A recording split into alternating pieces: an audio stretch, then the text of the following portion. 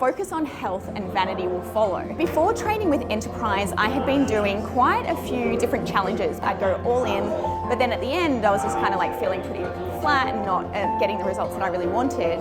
Very, very quickly when I started training here, or even just thinking about training here, my mindset really shifted from what I had been doing to where I wanted to go. And so from a goals perspective, it was definitely moving away from doing like 8-week, 12-week challenges and really understanding why I'd been like yo-yo dieting and trying lots of different 8-week sessions and never really getting the results that I wanted. And so I really learned how to shift that mindset and to really understand how much of a journey that it actually is in order to get the results that you want and what is actually required in order to get there and to have it as a sustainable approach.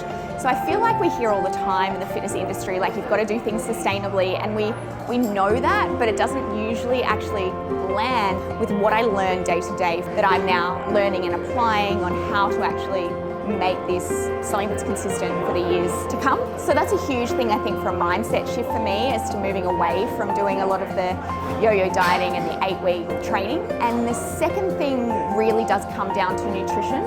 There's so much information out there relating to diets. Like, there's not a lack of information, but there's a lack of actual like structure and how to actually apply that to yourself, but also how to actually apply that to human behavior as well. So like, we can understand the science when it comes to nutrition, but does that mean that we'll actually apply it as humans is a whole different conversation.